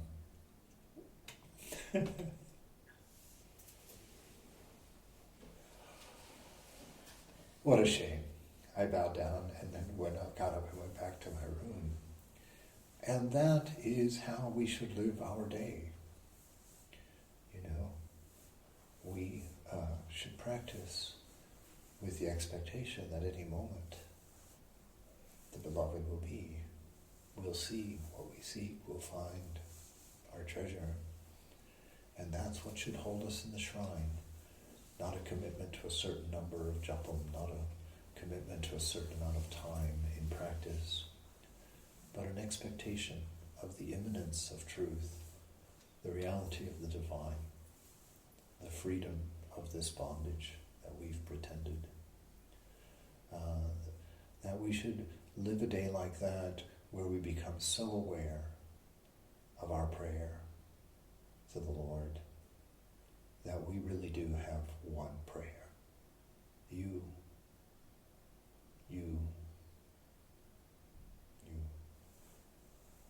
And that's the effort of spiritual life. Not to find God, but to finally utter a single, sincere, and earnest prayer that collects all of our thoughts and that collects all of our actions and puts them in that one beautiful offering that Thakur says, all that is necessary is one grand renunciation, where you just put it all in your arms, tie it together with the most beautiful bow you can imagine, and bow down and let go of everything with just one word, you, before the Lord. You can have it this moment, if you want it. What that means is probably different to each one of us. So I imagine that Mother has 1,000 delightful secret ways for us to realize her, and she's picked one for you.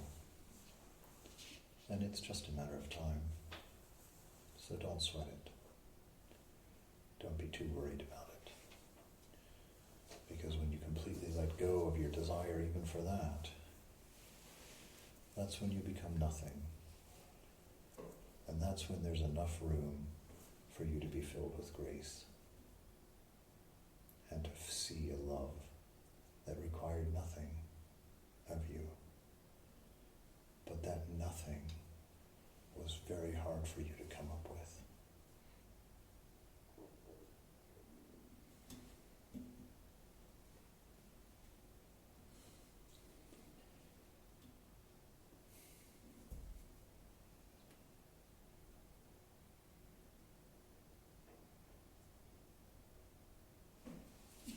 Yes, Mom. Do you have an example for such prayers in the literature? It's very difficult to find prayers. Yeah, no, oh, you mean like a written prayer? No, it has to be your own. It has to be your own. There's examples, but they won't help. It's just you. And you know, be like a child in it.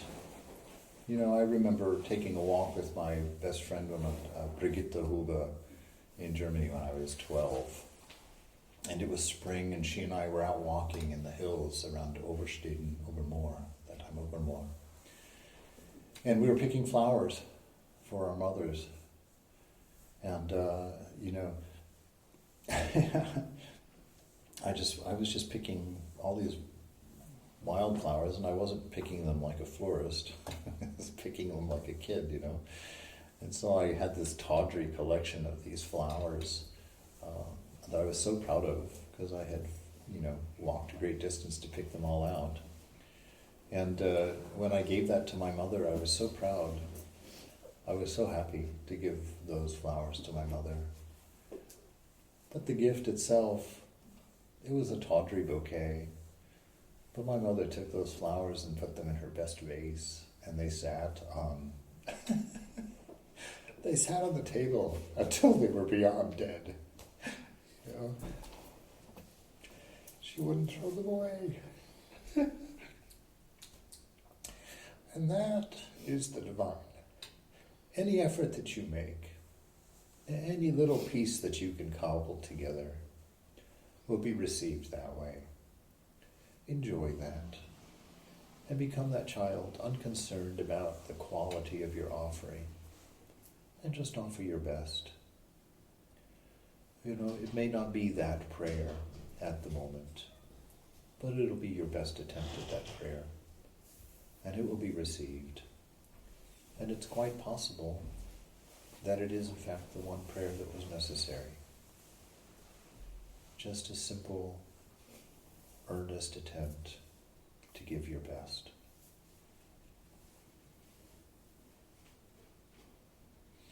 And just keep doing it. It's always a joy to give your mother a flower. I know. You just keep making the attempt again and again and again. We had another funny experience. This has nothing to do with anything. It's just an accompanying memory. Because that same day that we were going and picking all these flowers, we both came upon this one flower. It was a big one, you know. I don't know what type it was, but it was, who knows, I was 12, so I don't know if that's the same height as when I was 12 or not. But it was a big flower, and it was one of those that had the flower was actually long. It was actually a whole bunch of flowers all around this one kind of stem. And there was only one of them. And Brigitte was picking flowers for her mother, and I was picking flowers for my mother, and we were standing on each side of this flower, and that was the dilemma. Is this going to go to Brigitte's mother, or is this going to go to my mother?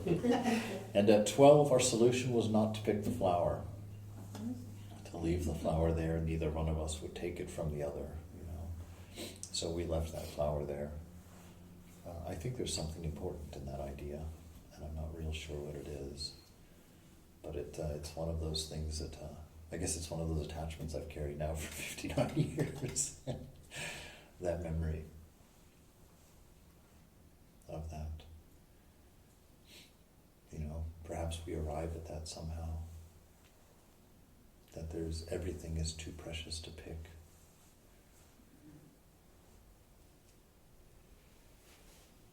Too sacred. Yeah, I don't know. It's going to be it's the way a Swami described it once. It's, you know, there's that famous. There's lots of them, but you know those illusions, those drawings where, like, they have a vase on the page, and they tell you, what do you see? Do you see two vases? Do you see a vase, or do you see two faces? And you sit there, and you're going to see one or the other. It depends on what one you see first. But whatever one you see first is the one you can't get rid of. You're like, and then all of a sudden, for who knows why, suddenly you see the two faces, and then the illusion is ruined for the rest of your life. You can never look at it as a problem again. You every time you look at it, you'll see the vase and you'll see the faces. I really suspect that that's our situation. This is a play. It is a game. And it was written by you. You and your true nature put this puzzle together, this riddle for yourself, and you jumped into it, and you're trying to figure out the riddle. And I think it's as simple as that. You just kind of keep trying, keep looking, turn the page, try this, try that, experiment with this, and someday, for probably the same reason of non-reason, you see it, plain as can be. God everywhere, love infinite. And you're like, how in the world did I spend 1,000 lifetimes to discover something so simple? Why couldn't I have just saved myself 1,000 lives? But that's the nature of it. But there's something in that too. You know, there's a reason you don't want that.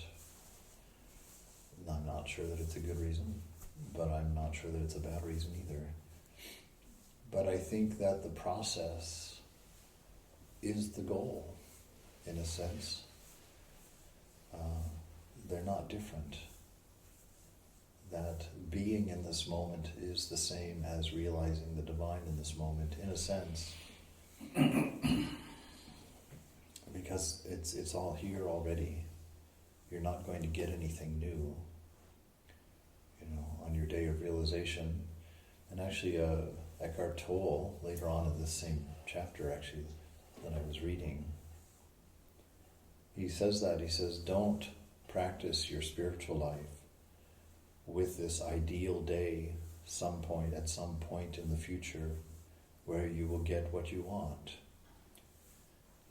And then Thich Nhat Hanh and Suzuki in their book say, when you practice, do not have the grabbing idea. Do not have an idea of acquiring or getting. Simply be content to sit there in the presence of the moment, in the presence of God. Don't have a thought. Don't have a purpose. Don't have a quest. Don't have a solution. Don't have a condition. Just see Mother. And if you can't see Mother, don't make it a thought.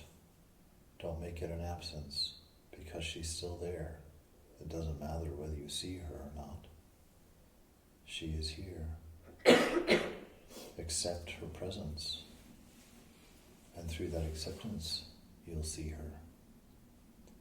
That's the gift of grace, is to be able to assume that you're realized, even if you don't think you are. Perhaps the grace is being able to accept the reality of your realization without evidence. In that assumption, perhaps it will happen, or manifest, or whatever word Mother would use, I have no idea.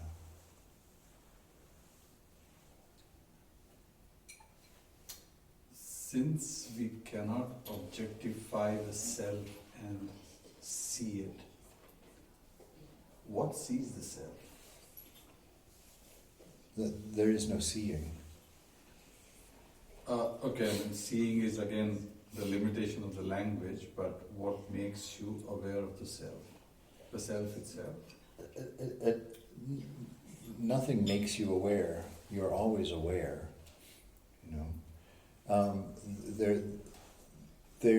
The absence of mind is what allows yourself to be. If you're looking at something, by definition, it is not the thing, because the thing is on the other side of your senses. It doesn't happen in that way. It happens in an absence. When that's why they do the neti. When you let go of everything else, you become aware of awareness. You become aware of the is, in itself. But the sensations that arise around it will be bliss and ecstasy. But even in the state of bliss and ecstasy, you're unaffected. They are what they are. They're merely indications of the presence. They are not the presence. And the one who's going to experience those is the one that's in you right now.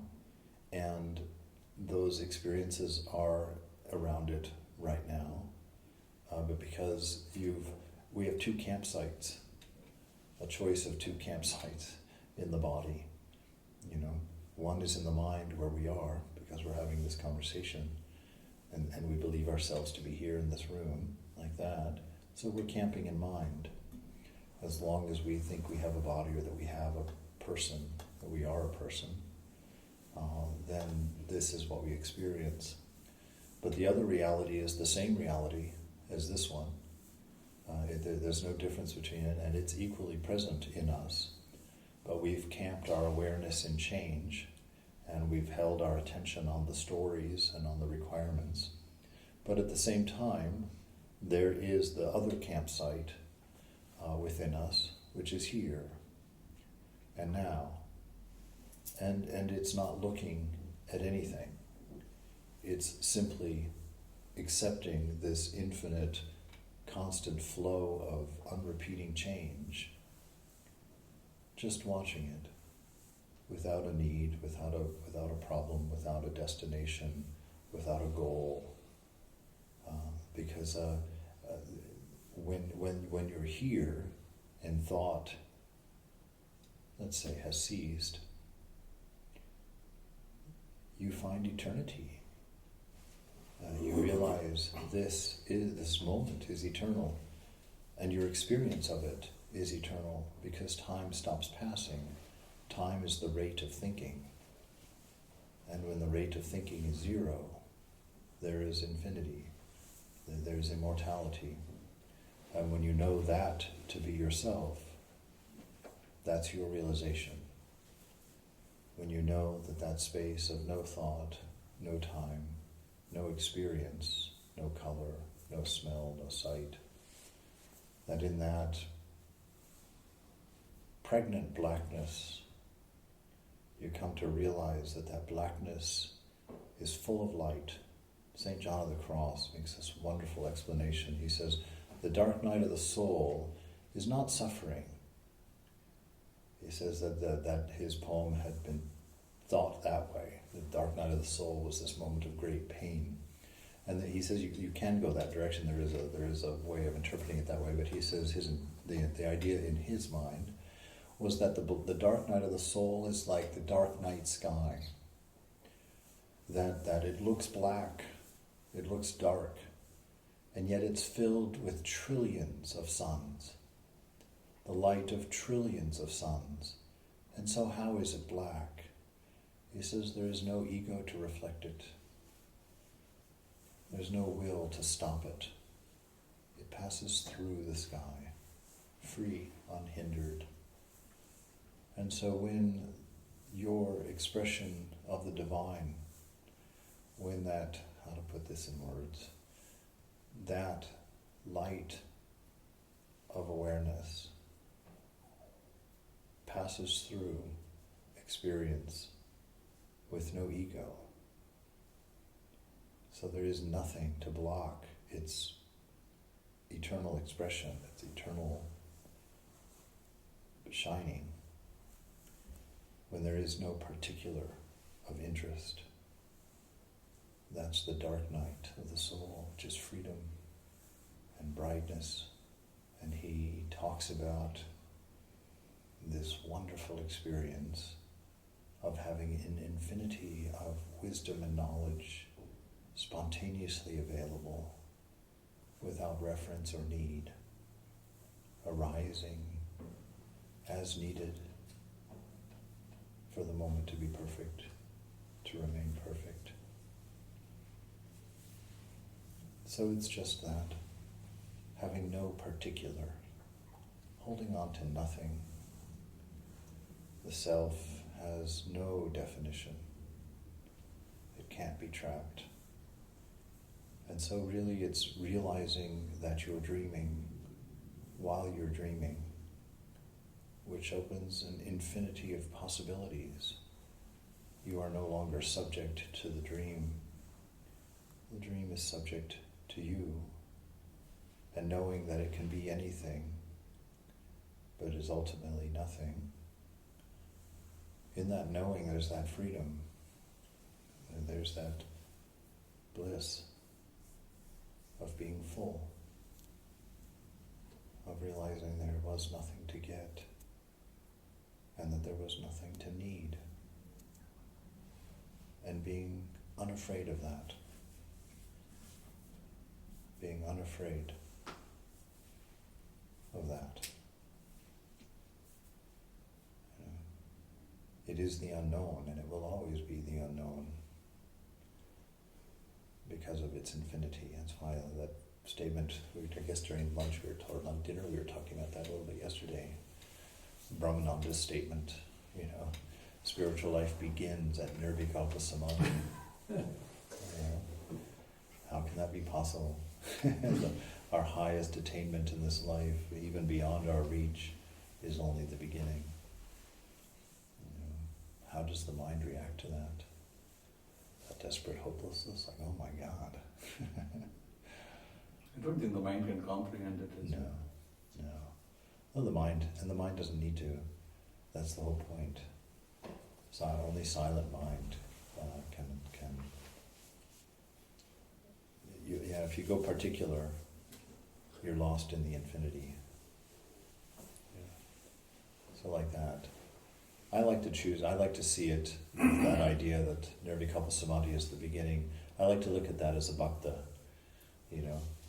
That means that I can jump off the diving board into love and I'll never hit the bottom. I will fall in love with my beloved more and more and more and more and more and more and more and more and more and more. I will never ever again be bored or lonely. I'll never again be afraid. I'll never again need anything. And yet every time I turn or become aware of my awareness, that love will be bigger, more beautiful, more amazing, more fulfilling, forever.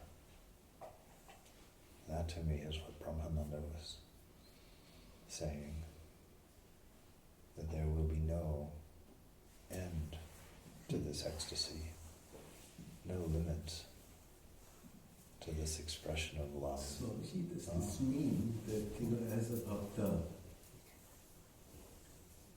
that there is no mind in your bhakti, that bhakti becomes a state of being, and communion becomes a state of being. Becomes marriage, yeah. And it becomes one. Yes. Yeah, that's what your marriage is supposed to be. The two, you renounce your families, you renounce the rest of the women in the world, or they renounce the rest of the men in the world. You choose one, and you expand your ego to include the needs and desires of your partner. And then if it's a healthy spiritual marriage, you each become more important to the other than you are to yourself. And your marriage becomes about fulfilling the other person's needs just because it is your simple joy to do so. And in that, you'll have a great marriage. To marry somebody because you think they will give you and make you complete is a step off the wrong direction immediately. You marry somebody for what you can give them, for what they're willing to accept from you. And you never again think about what you're going to get out of this. So marriage is holy. It's a part of the path. And done properly, it's ecstatic. It's a manifestation of the reality. It's the microcosm and the macrocosm, which is why it's there. And we shouldn't be afraid of it if we use it as practice, if we use it as expression of our spiritual life. It's a beautiful way to God. And just as full of renunciation, but in a very different way. You're renouncing your own ego to love this person with all that you are. And you are only being fed because they are doing the same thing for you. So you become a whole, a completeness, a oneness, circular. Kind of in the same way we were talking about this infinite love, how could that exist? And how we've talked about it must be something that just kind of continually turns in on itself and manifests more and more and more, just continually turning in on itself and becoming ever more beautiful. Not that that's an ideal for marriage. But that is how you have a healthy one. And it takes two renunciates to have whose marriage do we just describe with that statement? It takes two renunciates for a perfect marriage. Our beloved Holy Mother and Ramakrishna.